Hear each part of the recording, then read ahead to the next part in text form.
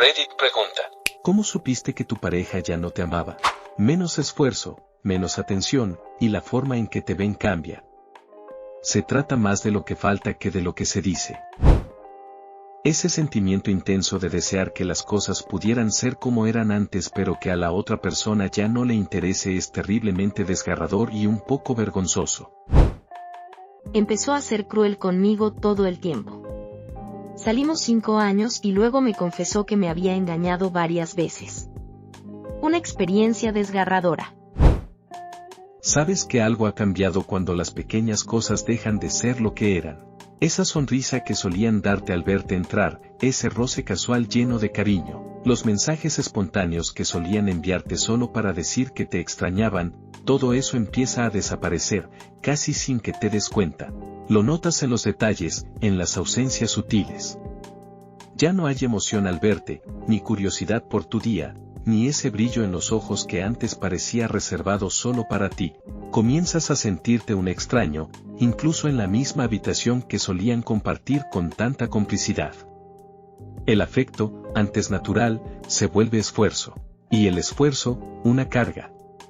Lo que solía ser espontáneo, ahora parece una obligación. No siempre lo descubres por lo que dicen. A veces, las palabras siguen siendo las mismas, pero el tono ya no tiene alma. Es en el silencio donde realmente lo sientes. En la distancia emocional que se instala sin previo aviso. En esa sensación de soledad que te invade incluso cuando están sentados a tu lado. Y es entonces, en medio de esa calma aparentemente inofensiva, que comienzas a entender que el amor ya no vive allí. Evitación. Cuando nuestras conversaciones se quedaban en un nivel superficial y casi parecía forzado /diagonal incómodo pasar largos periodos de tiempo a solas juntos, como por ejemplo ir a una cita. En ese momento, ya lo habían examinado. Cuando dejan de dedicarte tiempo, se distancian emocionalmente y se pelean por cualquier cosa. Nunca estaba contento, siempre me criticaba y se quejaba, me regañaba constantemente. Siempre quería discutir, como en cuanto entré del trabajo. Fue un gran alivio mudarme y volver a tener paz. Esto fue hace años, pero todavía lo recuerdo con una claridad incómoda.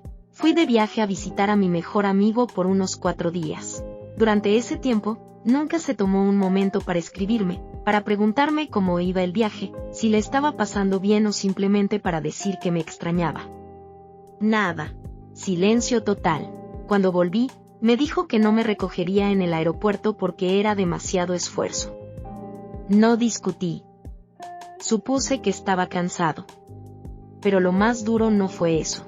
Fue llegar a casa y que ni siquiera notara que ya estaba ahí. Ni una bienvenida, ni una sonrisa. Como si mi regreso no significara absolutamente nada. Recuerdo que, al pasar por un torniquete en el aeropuerto, tropecé con la maleta y me hice un enorme moretón en la cadera. Llegué cojeando, con dolor, y aún así, ni una sola pregunta. Ni un ¿qué te pasó? Ni una mirada de preocupación, solo indiferencia. La apatía total. Esa desconexión tan profunda que empieza a borrar los límites entre estar presente y no estarlo. Porque cuando alguien deja de ver, de preguntar, de sentir, ya no está, aunque físicamente aún comparta el mismo espacio contigo. Normalmente lo sientes. No siempre es algo obvio. Estás ahí sentado intentando explicar tu día y te escuchan a medias, diciéndote ajá como si fueras ruido de fondo. Ahí es cuando te golpea. Pasó de no tener intimidad a no tener afecto, a no tener atención, a no tener amabilidad y a la invisibilidad. Hacen que parezca que pasar tiempo contigo es una tarea para ellos. De un día para otro, el teléfono se volvió una extensión de su cuerpo. Siempre con él, siempre boca abajo. Le puso una contraseña. Empezó a esconderlo, a cerrar las pantallas cada vez que me acercaba. Si me sentaba a su lado, lo bloqueaba con una rapidez que no dejaba espacio a dudas. Mis llamadas comenzaron a quedarse sin respuesta. Mis mensajes, en visto. Pero de alguna manera, siempre tenía tiempo y energía para los demás. Para mí, no. Dejó de reconocerme incluso en redes sociales. Ya no reaccionaba a mis publicaciones, ni un me gusta, ni un comentario. Pero en las de otras personas sí aparecía, presente, activo, comprometido. Un día comenzó a jugar a un videojuego nuevo. Y en poco tiempo, parecía que ese juego era su prioridad. Lo jugaba todo el día, como si fuera una excusa más para desconectarse de nosotros. Yo seguía intentando. Seguía preguntando si estábamos bien. Si había algo que no me estaba diciendo. ¿Hay alguien más?, le preguntaba con el corazón en la mano. Y siempre la misma respuesta vacía. No, estamos bien. No hay nadie más. Pero las acciones gritaban lo que las palabras negaban. Dejó de tomarme la mano. Y cuando yo intentaba hacerlo, su mano se quedaba flácida, sin vida, como si ya no tuviera sentido. Así que, eventualmente, dejé de intentarlo. Empecé a pensar que tal vez ya no le gustaba cómo me veía. Que quizá mi ropa no era suficiente. Que yo no era suficiente. Dejé de volver directo a casa después del trabajo. Me refugié en el gimnasio, cada vez más, como si al ocuparme de mí pudiera llenar el vacío que él había dejado. Y mientras tanto, todo el peso de la casa recaía sobre mí. Dejó de ayudar. Dejó de estar. Solo quedaba una presencia física, pero emocionalmente, ya se había ido hacía tiempo. Y finalmente, lo supe con certeza. Las infidelidades salieron a la luz. La traición fue tan clara, tan brutal, que no dejó lugar a interpretaciones. 13 años se desmoronaron en una sola mañana. Ese tipo de dolor no se puede explicar fácilmente. Es una mezcla entre incredulidad y devastación. Me rompió el alma de una forma que no creí posible. Me hirió más de lo que jamás pensé que alguien podría herirme. Y lo más difícil de aceptar, fue ver que no le importó en absoluto. Fue inconsistente con sus palabras y acciones. Y cuando dejas de tener conversaciones adecuadas. No hay tiempo, no puede tener contacto visual directo. Están ahí, pero no contigo. El silencio se hace más denso con el paso de los días. Cuando me encontré anunciando intimidad con hombres en Craigslist 10 minutos después de haber salido de su casa.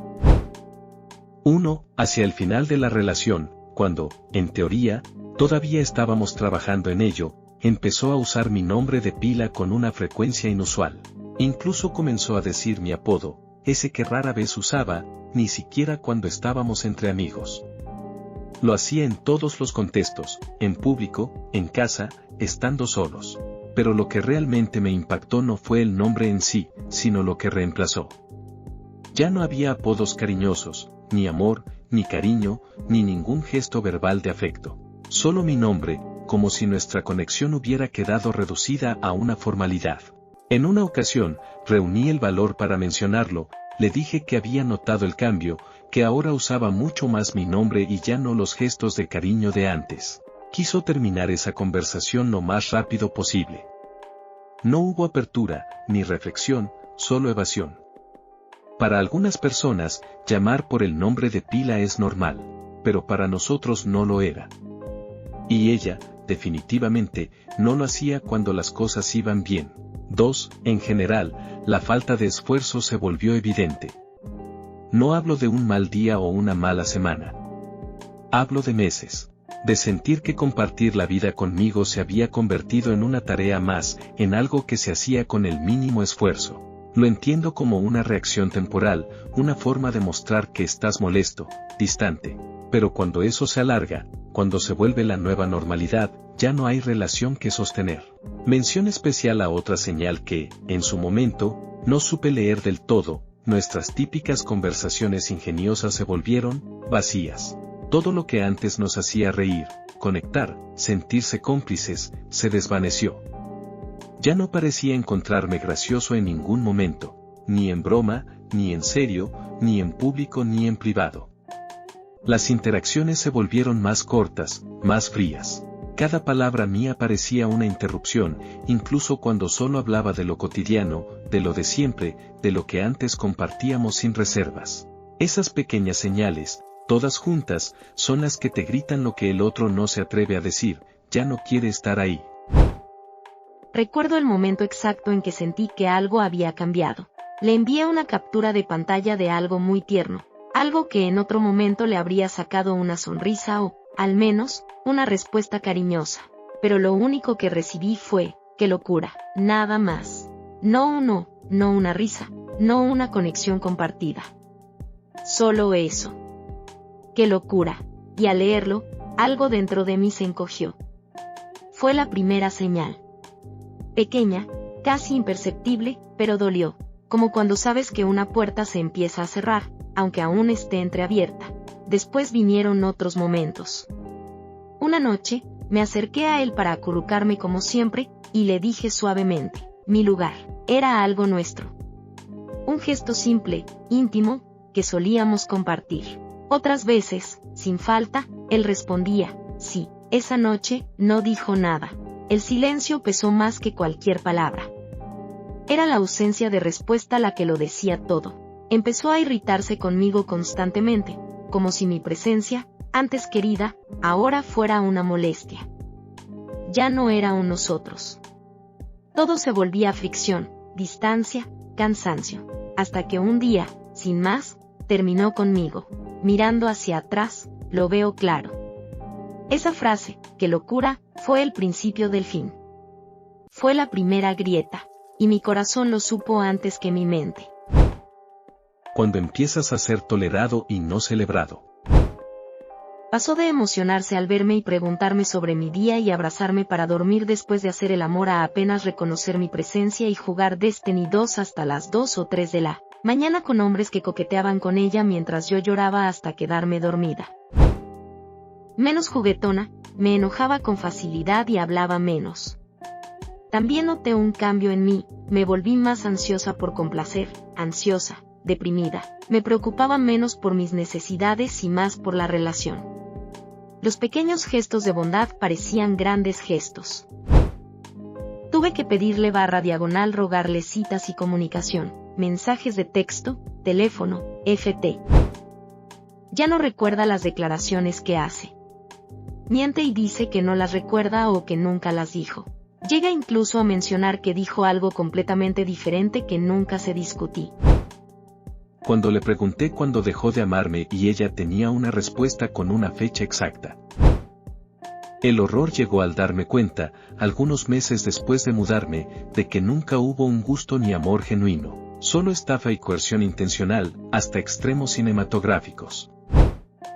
Su atención se desvaneció por completo. Pasó de decirme cosas como no puedo vivir sin ti a frases frías como necesito mi espacio. Y ese espacio, lo sentí como un abismo. Un abismo en el que empecé a caer sin entender del todo por qué. La atención que antes me daba, constante, cálida, presente, simplemente se apagó. Dejé de ser su prioridad, o siquiera una preocupación. Su mirada ya no buscaba la mía. Su voz ya no sonaba igual cuando me hablaba. Meses después descubrí la verdad, había conocido a alguien más. Se había enamorado de otro chico mientras yo trataba de entender por qué se alejaba. Y entonces todo cobró sentido. Doloroso, sí. Pero también, por fin, claro. Cuando el regaño cesó. A veces, regañar es una forma de comunicar que les importas, no lo ves en el momento, pero con el tiempo dejan de importarles si lo sientes. No es la mejor forma de comunicarse, estoy de acuerdo, pero quizá eso es lo que saben. Cuando empezamos a hacer cosas el uno por el otro, pero nunca nos besamos ni nos tocamos. Esto pasa con el matrimonio, cuando el amor se agota, pero el matrimonio permanece. Después de tener a nuestro bebé, él cambió. Se volvió más cruel. En realidad, todo comenzó durante el embarazo. Pero después de dar a luz, esa crueldad se intensificó. Lo más desconcertante era que se trataba de un embarazo planeado, algo que habíamos deseado durante mucho tiempo. Aún así, algo en él se quebró, o quizás se rebeló. A veces discutíamos, sí, pero la mayoría del tiempo no hacían falta gritos. Bastaba su tono, su forma de contradecirme constantemente. No importaba lo que dijera. Si yo decía que el cielo era azul, él respondía que era amarillo. Si decía que llovía, él decía que estaba seco. Era como si su única meta fuera desmentirme, desestabilizarme, hacerme sentir inferior. como si necesitara recordarme que no tenía derecho a tener razón, a tener voz, como si tuviera que ponerme en mi lugar. Nada de lo que hacía era suficiente. Siempre fallaba en algo. Nunca lograba darle lo que, según él, merecía. Con el tiempo, empecé a sentir que me veía como una carga. Alguien que le impedía alcanzar sus sueños, su paz, su bienestar. Y se aseguraba de que yo lo supiera. Todo era mi culpa. Sus problemas en el trabajo, sus noches sin dormir, su salud, su estado mental. Yo era, según él, la raíz de todo lo que no funcionaba en su vida. Fueron pequeñas cosas, acumuladas día tras día, que al juntarse revelaban una verdad difícil de ignorar. Ya no estaba en la relación por amor. Si acaso, por despecho, por costumbre, por control.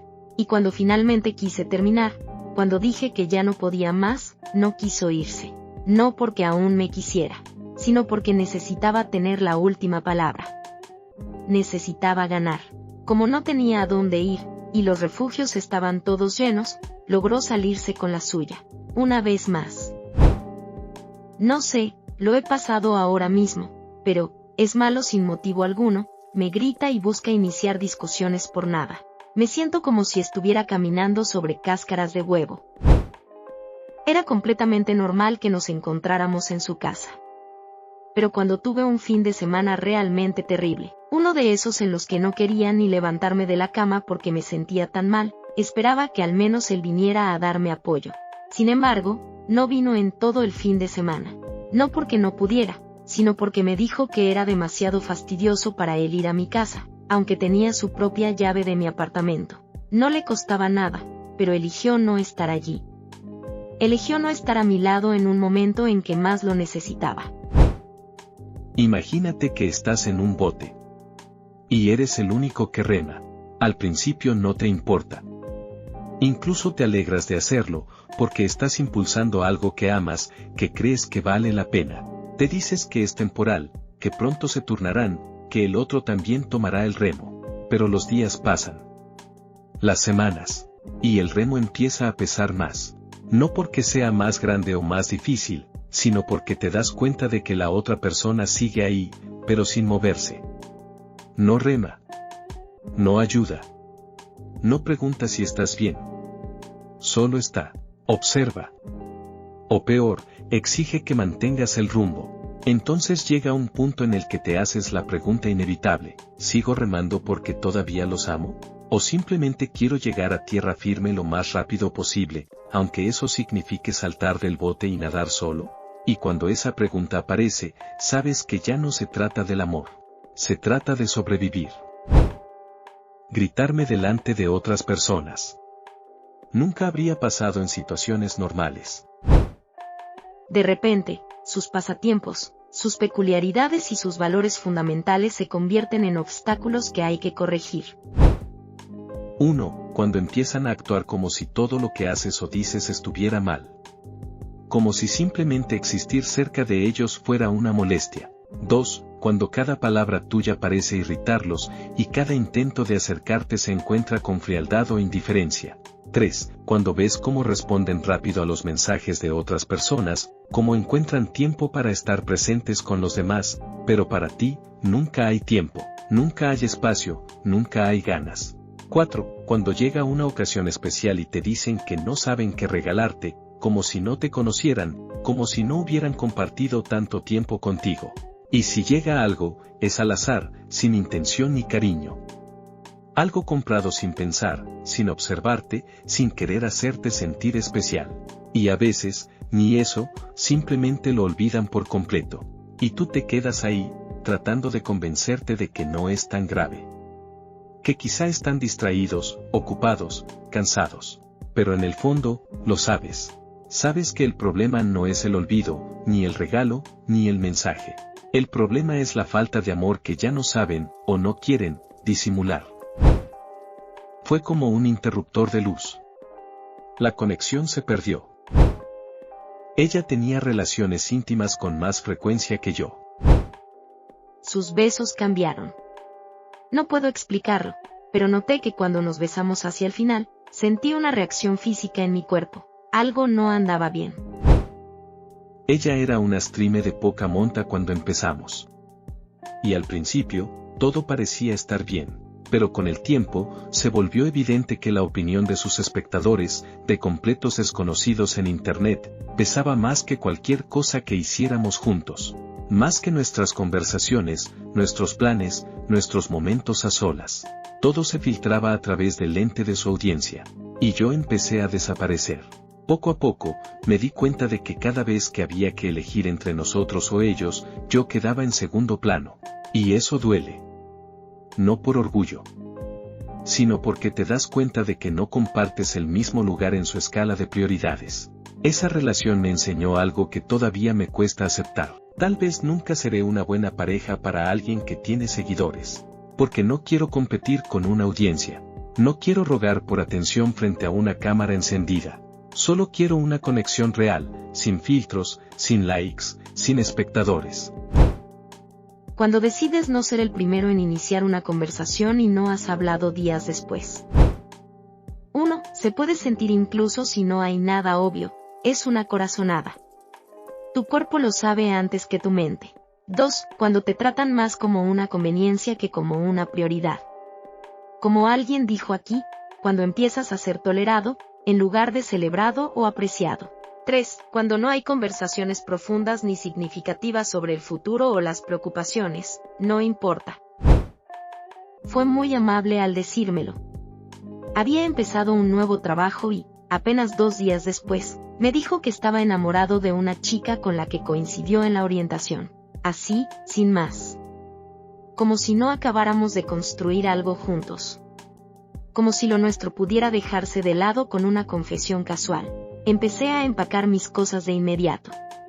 Me sentía confundida, herida, pero también clara. Él trataba de detenerme, insistía en que no me fuera, que lo habláramos. Pero yo ya había escuchado lo suficiente. Le dije que si de verdad estaba enamorado de otra persona, si ya no sentía lo mismo por mí, entonces no había nada que yo pudiera hacer para cambiar eso. No podía obligarlo a quedarse donde su corazón ya no estaba. Intentó suavizarlo, que solo era un enamoramiento, una tontería, que probablemente ella tenía novio. Le pregunté si, al menos, había mencionado que él también tenía novia. La respuesta fue un simple no. Aún así, me siguió hasta casa. Apareció con flores, con palabras vacías y promesas confusas. Como si eso pudiera borrar lo que ya se había dicho. Una semana después, rompimos definitivamente. Estuvo rondando un tiempo más, como si no pudiera decidirse. Como si no supiera qué quería. Pero finalmente lo hizo, decidió que ya no era para él, y así terminó. No con una explosión, sino con una decepción lenta, inevitable. Una de esas que te dejan más vacía que enojada, porque lo peor no fue que se enamorara de otra persona. Lo peor fue ver cuán fácil le fue dejar de elegirme. Lo supe con mi ex cuando ya no había brillo en sus ojos. Recuerdo el momento y el lugar en que lo noté. Fue desgarrador. Empiezan a considerarte molesto. Casi sin darte cuenta, cualquier cosa que haces, las pequeñas acciones del día a día, los gestos que antes pasaban desapercibidos o incluso les hacían sonreír, ahora parecen irritarlos. Te das cuenta de que cada movimiento tuyo provoca una reacción negativa, una mirada de fastidio, un suspiro, una respuesta cortante, como si simplemente existir cerca de ellos ya fuera una carga. Y entonces empieza la crueldad. Sutil al principio. Una palabra hiriente aquí, un comentario innecesario allá. Pero con el tiempo, deja de ser accidental. Se vuelve parte del día a día. Te hablan con dureza sin razón. Te responden con impaciencia, con indiferencia. Como si ya no te vieran con amor, sino con desdén. Y lo peor es que se nota. Siempre se nota en cómo te miran. Esa mirada que antes era cálida, curiosa, atenta, ahora es fría. Lejana. Te miran como si fueras otra persona. Y tú, poco a poco, también empiezas a sentir que ya no eres quien eras. Al menos, no para ellos. Hay menos esfuerzo y menos cuidado. Honestamente, supe que algo había cambiado el día en que me miró, y no vi nada. No había brillo en sus ojos. Ni cariño. Ni curiosidad. ni preocupación, solo vacío. Y lo más duro es que no fue por algo que yo hiciera. No hubo una pelea, ni una traición, ni una gran razón. Simplemente un día, decidió que ya no era su tipo. Así, sin más. Como si todo lo que habíamos construido pudiera desvanecerse con un cambio de gusto. ¿Cómo supe que ya no me amaba? Las señales estaban ahí, pero no quise verlas. Todo lo que hacía estaba mal. Empezó a decir que yo era pobre, que ya no sabía ahorrar. Una sola rosa, antes un gesto tierno, ya no era suficiente. Ya nada era suficiente. Pero fue en el contacto donde realmente lo sentí. El roce ya no era el mismo. No hablo solo de lo físico, hablo de la energía, del cuidado, del amor que antes estaba en cada caricia. De repente, ese toque se volvió distante. Vacío. Y ahí fue cuando lo supe, de verdad. Ya no me amaba. Y yo, a pesar de todo, seguía tratando de aferrarme a una versión de él que ya no existía. Fue duro verlo desarrollarse, y, si soy completamente honesto, me culpo a mí mismo. Siento que la alejé. No supe demostrarle cuánto me importaba. No al 100%. Ni siquiera al 110%, que es lo que ella merecía. Quise besarla ese día, lo deseaba de verdad. Pero no lo hice, no por falta de ganas, sino por tonterías. Inseguridades. Dudas. Miedos. Y quizás, en ese momento, algo en ella cambió. Tal vez se cansó de esperar. Tal vez pensó que no sentía lo mismo. Quizás simplemente dejó de esperar algo que parecía que nunca iba a llegar. No lo sé con certeza, pero sí sé que ese día, su forma de mirarme cambió. Desde entonces, noté cómo se volvía más distante. La gente a nuestro alrededor todavía me decía, ¿viste cómo te sonríe, cómo te mira? Pero yo ya no veía esa sonrisa cuando me hablaba. Ya no había chispa. Ya no se reía con mis bromas como antes. Ya no buscaba mi mirada como antes. Mi presencia, poco a poco, empezó a parecerle indiferente. Solíamos escribirnos todo el tiempo. A cualquier hora. Conversaciones a las 3 de la mañana que no queríamos que terminaran nunca. Pero con el tiempo, sus mensajes fueron llegando más tarde. O a veces, no llegaban. Un día se fue de viaje y dejó de escribir. Me preocupé, pensé que algo le había pasado. Pero no fue eso. Ese fue el día en que, creo, dejó de tratar conmigo. Tomó otro rumbo. Se desvió. Antes me contaba todo sobre su día. Hasta los detalles más pequeños. Ahora, nuestras conversaciones son breves, casi vacías. Siento que tengo que pensar 2 veces antes de escribirle, por miedo a molestarla. Y aunque sé que no lo hago con mala intención, ya no siento que haya un espacio para mí en su mundo. No sé exactamente en qué momento la perdí, pero lo que más duele es saber que, de alguna forma, fui yo quien la dejó ir. A finales de mis 20, mi madre y yo descubrimos que mi padre nos había sido infiel. Soy hija única, así que aquello me golpeó profundamente. No solo cambió mi percepción de él como padre, sino que desestabilizó por completo la imagen que tenía de mi familia. Fue como si algo esencial dentro de mí se quebrara. En ese momento, mi expareja fue un gran apoyo. Era atenta, cariñosa. En mis días libres solía empezar preguntándome cómo quería pasar el día, haciendo todo lo posible por levantarme el ánimo. Sentí que tenía un refugio en ella. Mientras mis padres intentaban salvar lo que quedaba de su relación, yo intentaba también mantenerme entera. Pero 2 años después, decidieron divorciarse. Y, aunque fue una decisión que quizás tenía sentido, para mí fue devastadora.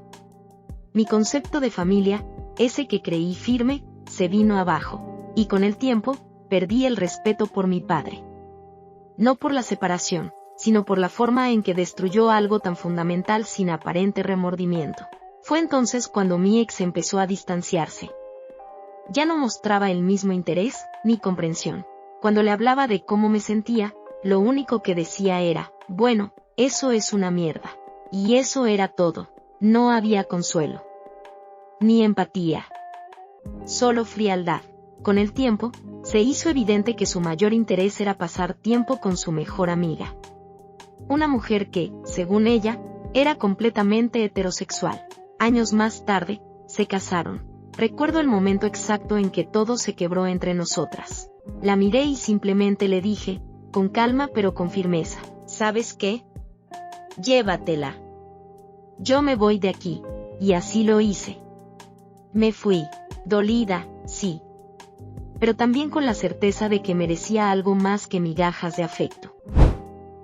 De un momento a otro, el espacio seguro que habíamos construido juntas se volvió un problema. Todo empezó porque, según ella, yo no hablaba. Pero lo cierto es que ella tampoco lo hacía.